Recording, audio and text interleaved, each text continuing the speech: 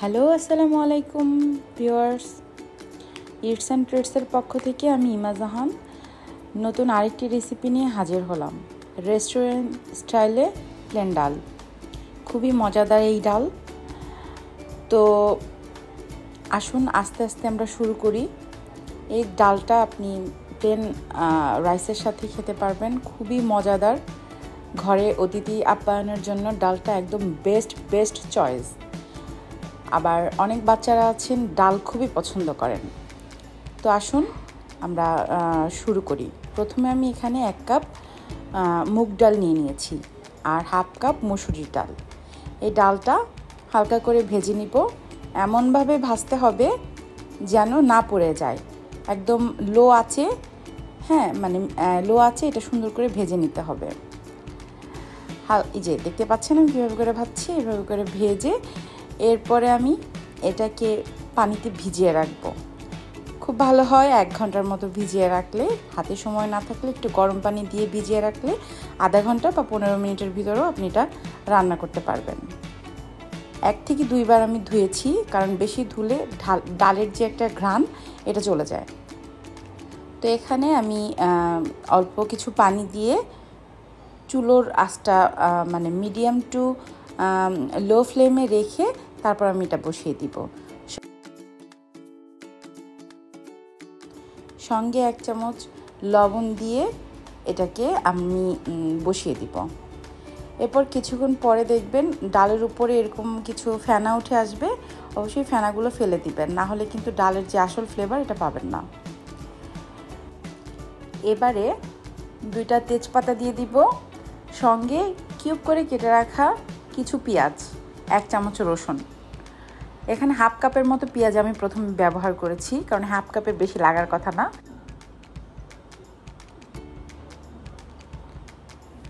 সঙ্গে 1/2 চা চামচ হলুদের গুঁড়া, 1/2 চা চামচ জিরার গুঁড়া এবং 1 চা চামচ আদা রসুন বাটা আমি দিয়ে নিচ্ছি।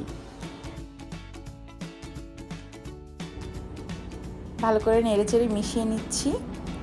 এবার আমি এটা ঢেকে দিব। আরও 5 থেকে 6 মিনিট রান্না করার পরে দেখবেন ডালগুলো সুন্দরভাবে গলে গেছে। এবারে আমি পানি অ্যাড করব। এখানে পানি আপনার প্রয়োজন অনুযায়ী, আপনার ডালের উপর ডিপেন্ড করবে কতটুকু পানি এখানে ব্যবহার করবেন। যেহেতু এটা প্লেন ডাল, একটু ঘন করেই রান্না করতে হয়। আমি এখানে 600 ml মতো পানি ব্যবহার করেছি।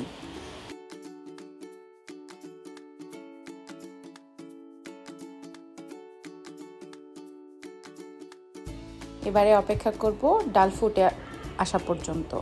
মাঝখানে অবশ্যই লবণটা চেক করে নেবেন। আমার এখানে লবণ আরও অ্যাড করতে হয়েছিল। দেখুন আমার ডালের থিকনেসটা আমি এবার তুলে ফেলবো। এবার আমি সরাসরি চলে যাব ফোড়নের জন্য। ফোড়নের জন্য অবশ্যই আমার সরিষার তেল ব্যবহার করতে হবে। এখানে আমি ক্রপসের একটা সরিষার তেল ব্যবহার করছি, এটা আমার একটা আপুর। তো তেলটা খুবই ভালো। তেলটা অল্প একটু গরম হয়ে গেলে আমি এখানে 1/2 চা চামচ জিরা ছেড়ে দিয়েছি, কাঁচা জিরা, আর সঙ্গে 3টা শুকনো মরিচ। এটা অল্প একটু নেড়ে ছেড়ে এবার আমি 1 চা চামচ রসুন কুচি দিয়ে দিব। রসুন কুচিটা দিয়ে একটু নেড়ে ছেড়ে সঙ্গে আমি 3-4টা কাঁচামরিচ দিয়ে দেব। কাঁচামরিচটা মাঝখান থেকে 2 ভাগ করে দিয়েছি আমি। এরপরে দিব 1/2 চা চামচ হলুদের গুঁড়া। এই হলুদের গুঁড়োটা দেওয়ার কারণ হচ্ছে ডালের যে কালারটা সেটা খুবই সুন্দর আসে। এটা কোনো ব্যাড স্মেল আসবে না, খুবই মজা হয় এই ডালটা এইভাবে করে ফোড়ন দিলে। আমাদের বরিশালের ভাষায় ডালের বাগার বা ফোড়ন বলে। আপনারা কোন দেশে কি বলে সেটা একটু আমাকে কমেন্ট করে জানাবেন। তো এই যে ডাল আমার হয়ে গেছে। এত মজার এই ডালটা আপনারা অবশ্যই বাসায় একবার ট্রাই করে আমাকে জানাবেন যে এটা কেমন হয়েছে আপনাদের কাছে খেতে।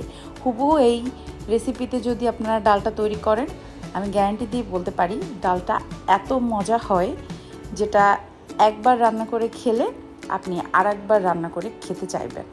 এবং আমি এটা আমার বাসায় যখন মেহমানরা আসে তখনই আমি এটা তাদের সামনে সার্ভ করি। আমার শ্বশুর আব্বার এই ডালটা এত পছন্দ, সে আমার বাসায় আসলেই আমি তার জন্য ডালটা করি।